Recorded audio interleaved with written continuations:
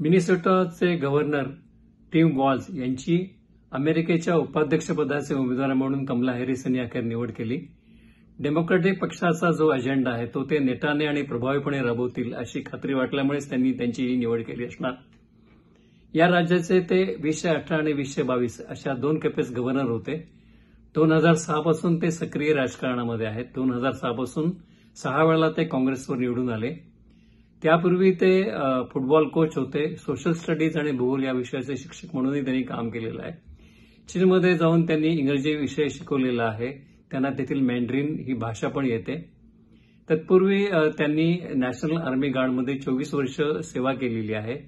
ते command sergeant major या पदावर कार्यरत होते. असं हे बहुआयामी व्यक्तिमत्व आहे. मिनेसोटामध्ये त्यांनी गन कंट्रोल हा विषय अतिशय प्रभावीपणे अंमलात आणला. बॅकग्राऊंड चेक गन खरेदीच्या वेळची त्यांनी त्याची व्याप्ती वाढवली. महिलांना जे गर्भपाताविषयीचे हक्क आहेत त्यांना त्याबाबत त्यांनी संरक्षण दिलं.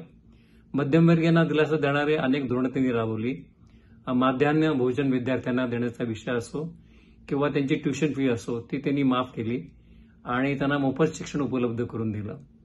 इतकंच नव्हे तर मॉरियाना ज्याला म्हणता येईल असा जो भाग आहे त्याचा जो लिगलाइज रिक्रिएशनल यूज आहे त्याला देखील त्यांनी पाठबळ दिलेला आहे.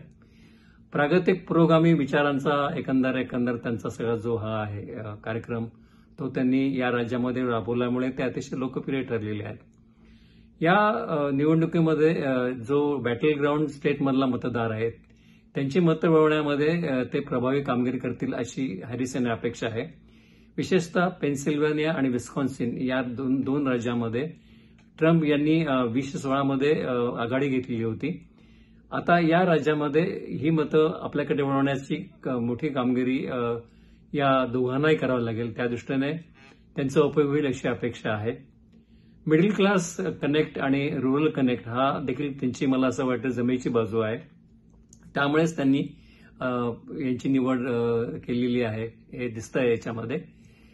आता या जोडीने प्रचाराला सुरुवात पण केलेली आहे. पेनसिल्व्हानियामध्ये त्यांचा कालच प्रचार दौरा झाला. ट्रम्प आणि व्हॅन्स या दोघांनी देखील त्यांच्यावर टीकेची तोफ डागायला सुरुवात केलेली आहे. कमला हॅरिस या रॅडिकल आहेत, त्या लेफ्टिस्ट आहेत. तर हे जे वॉल्झ आहेत हे तर एक्स्ट्रीम लेफ्टिस्ट आहेत अशी टीका त्यांनी केलेली आहे. अर्थात या सगळ्या घडामोडीनंतर कमला हॅरिस यांना आपल्या प्रचाराची दिशा बदलावी लागणार आहे. आता पुढच्या काळामध्ये पुढच्या 3 महिने राहिले याच्यामध्ये पुढच्या काळामध्ये नेमकं काय होतं हे बघावं लागेल. दरम्यान आता कमला हॅरिस यांची उमेदवारी अधिकृत झालेली आहे. त्यांना अधिकृत प्रतिनिधींपैकी 99% प्रतिनिधींची मतं यापूर्वीच मिळालेली आहेत.